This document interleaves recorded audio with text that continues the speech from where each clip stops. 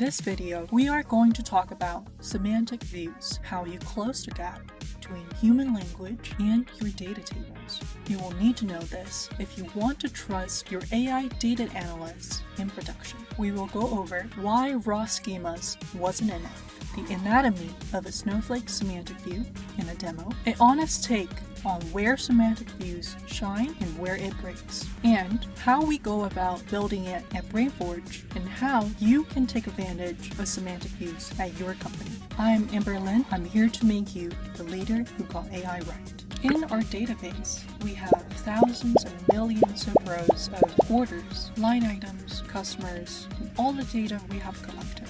But when we talk in meetings, we talk about KPIs and metrics. Let's take net revenue for example. When we talk about net revenue, do we mean gross sales? Does that mean that we exclude returns, discounts, shipping, tax? That's the business logic, and it can differ across every company, every department, and even every person. How do we get that right for everyone? And that's the question that the industry has been trying to tackle for decades. We're trying to put the business definitions in one place so everybody can be on the same page. In the 2010s, BI tools embedded semantic layers and separated business meaning from physical tables. This includes Looker's LookML, Tableau's data models, and Power BI's DAX. This improved consistency of our reporting. In 2020s, dbt popularized the ideas of headless BI, universal semantic layers through their metric. That meant metrics are used as code and are portable across different tools. In 2022, LLMs came to the public. That made text to SQL viable, but it also exposed that schema metadata alone wasn't enough. The model can read your schema and still guess wrong joins, wrong filters, and produce 3 different versions of revenue. The gap between how people talked about data and how it is stored is just too wide for an LLM to bridge alone.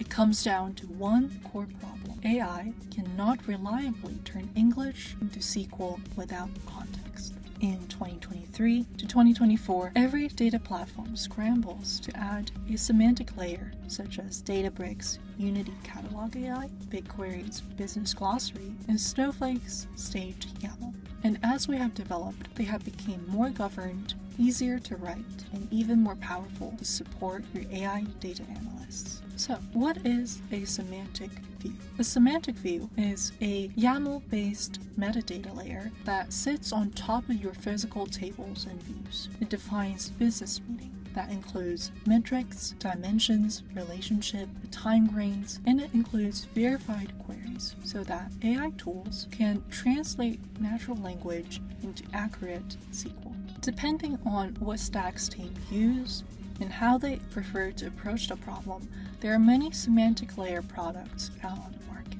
There are warehouse native ones, such as Snowflake's, which we will be demoing in this video, and dbt ecosystem-based semantic layers that can be integrated with other AI tools. BI embedded tools, such as Looker and Power BI that we introduced before, and also tools like Omni, where the semantics are modeled directly inside the BI product. There's also other tools that's API first, and also open source tools that you can utilize for your own projects. All these tools differ in where they live, how they're governed, and how the end user consumes it. But they all serve one purpose, and that is to make sure your queries are understood as you want them to. We are now here in Snowflake. Let's take a look at our demo dataset, which is a supply and inventory dataset that Snowflake provides. So in this dataset, we have customer, line items, nation, orders, and other tables such as part and suppliers. Let's take a quick look at these tables. For this demo, I've created a sales semantic view. So we will exclude non-sales related tables such as parts and supplier. You can look at the semantic view in here, or you can navigate to AI and ML under Analyst. And let's take a look at the semantic view we have here. The semantic view in Snowflake is made up of a few key components. First, these are tables that we have included for this semantic view. We have customers, line items, nation, orders, and region. Within each table, there are different dimensions, time dimensions, facts, name filters, and metrics that you can add. For each table, you can also add a description on what this table is.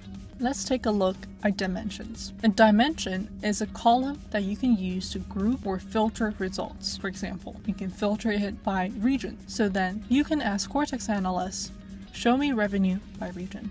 You can add expressions, a name, descriptions, and synonyms of how we would refer to this dimension in our natural language. Let's take a look at time dimensions. This will be a date or timestamp column that makes it easier for Cortex to analyze time-based questions, such as show me revenue by month, or do a year-over-year comparison. Facts are raw numeric fields that can be aggregated. So that will be your total order amount, your total discounts, and more. So you can add in the expression, the default aggregation that this metric, this fact is usually calculated with, and also synonyms. Name filters are conditions that you will reuse in different queries. For example, if you want to exclude cancel orders on default, you can add a filter that says user type equals non-canceled. Lastly, metrics are an aggregation defined on a single table. This allows you to have consistent calculations across your organization. So this would be a formula like sum order amount divided by number of orders. Once you define it here, Cortex can automatically reuse this as you ask related questions. A related part would be derived metrics. This is similar to metrics, but covers multiple tables. So that would combine existing metrics that we have defined for each table and put them into a new calculation. Here are relationships. This is one of the most important parts to make sure that your SQL queries are sound and can scale across different tables. This defines how different tables can be joined together, what type of join relationship they have with each other, such as many to one, one to many, or one to one, and which join keys they use. This makes sure that AI doesn't invent joins and cause your SQL query to break. So if you need to join to nation first before joining to region, once you define that here, AI will remember once they read your semantic view. Lastly, you can add verified queries, especially for definitions that are repeatedly asked or can cause common misunderstandings. Once you have created your verified queries, you can use them to run evaluations on your semantic view. So it will take the queries that you have added, the SQL that it generates, and evaluate if your semantic view will produce the same results over time. Let's test out a question in the playground. So I'm going to ask, compare revenue between urgent and non-urgent orders. So as you can see here, it created this SQL query with the correct joins and also calculated the order count and revenue using the definitions and formulas we have added.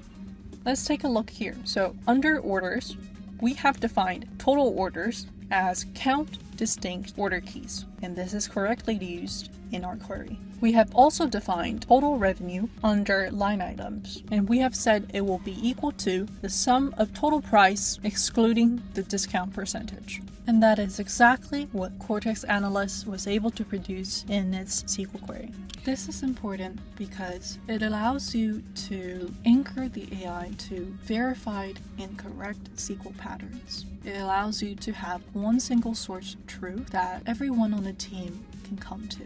It also compounds in value. Every single query and metric you add will make the system smarter, and over time, this becomes institutional knowledge. And over time, the semantic views become an institutional knowledge base that survives employee turnover. Within Snowflake, there's many different surfaces you can interact with your data using AI. There's Cortex Analyst, which we have demonstrated. There's the sidebar Coco, which will select using a semantic view or directly querying your data using AI, depending on the question that you ask. There's also Snowflake Intelligence, which uses Cortex Agent, something that you can construct using custom tools, Cortex Search, and of course, the different semantic views you have created. Together, they use the semantic layers that you have defined on top of your modeled data. You can select the best way to interact with your data depending on your needs. Here, I'm asking the question, what is the total revenue by region? It searches for semantic views that covers this topic, and since we only have one, it will find the closest match semantic views based on what you're asking. So, using the semantic view, it produced the results by region, and it used the right formula that we have defined. I've created an agent based on the semantic view that we were just looking at. So over here, I have added our semantic view as a tool that this agent can use. You will be able to add other tools such as web search, Cortex search, custom tools, and even MCPs and skills to this agent. But for now, I'm just going to use this simple bare bones agent to demonstrate. Let's try this question. Revenue trend by month for urgent orders. So using the definitions and details that the semantic view has specified, this agent was able to understand our data, query it, create a table, and also a chart based on the answers. And it has also correctly applied the urgent filter. Let's take a look at the traces. So for this query, I've asked it to show the SQL, and you can tell that it has correctly applied the filters that we defined, and also the right joins. Let's try a few other questions. Let me try a question that is not related and not defined in our semantic view. So I'm going to ask employee headcount by department. As you can tell, the agent did not answer my question and did not do guesswork because the semantic view did not include this detail. This is helpful when you want to have restricted access on some of your data, such as finance and payroll. Let's try another question. What's the profit margin by part? If you remember, we didn't include the parts table in our semantic view.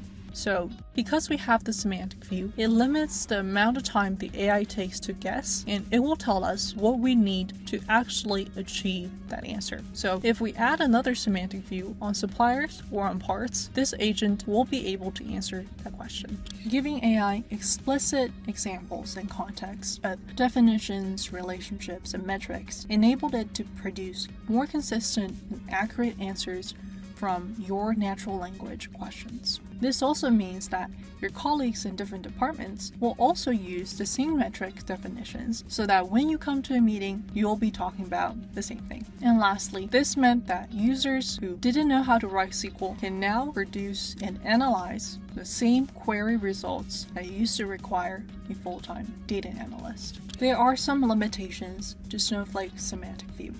First, you cannot query cross-semantic views.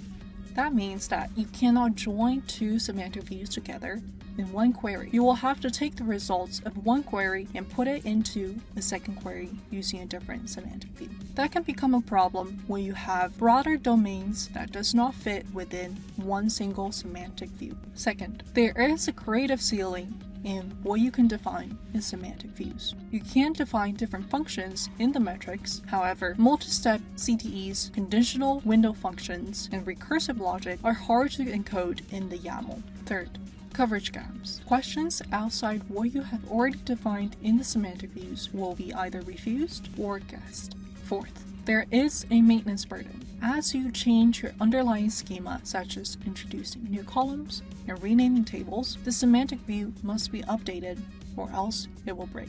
Lastly, semantic views does not solve the existing metrics politics in the organization. If we do not agree on what net revenue is, semantic views will not magically solve that. But it will be a good way to discover what discrepancies exist by naming them for a semantic view. Sometimes semantic views might be best for you, but sometimes they're not. Here is when you should go with semantic views. That's when you have the same business questions being asked repeatedly to your data team. That's when you have a roadmap for AI data analysis and including agents to work on your data. That's when you want to have self-serve analytics without a massive full BI layer. That's also when you realize you have conflicting metric definitions across different departments, and then semantic views are a good way to list them out and tackle them. And of course, if you already have a curated data mart, you are already one step ahead and can go ahead and start with semantic views. However, if your use case is mostly data analyst and ad hoc SQL, there is a low investment on return to create those semantic views. If you don't have a metric owner or you have low maintenance bandwidth, a semantic view might be too high of a lift for your team.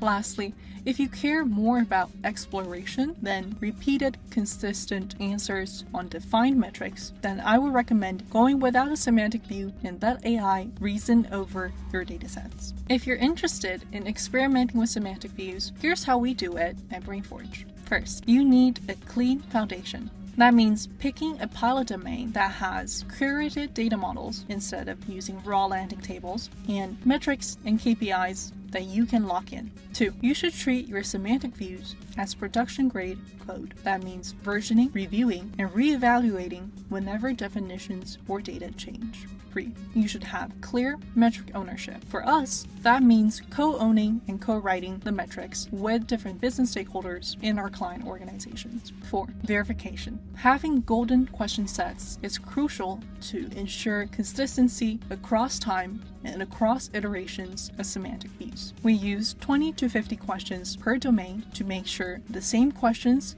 can be answered consistently as we iterate over our semantic views. Number 5, you will want to set up evaluations and observability to monitor the cost, usage, and accuracy of your responses. Lastly, but most importantly, make sure that you train your team, and for us, we train our client teams on how to use semantic views, maintain them, and how to create them in the future.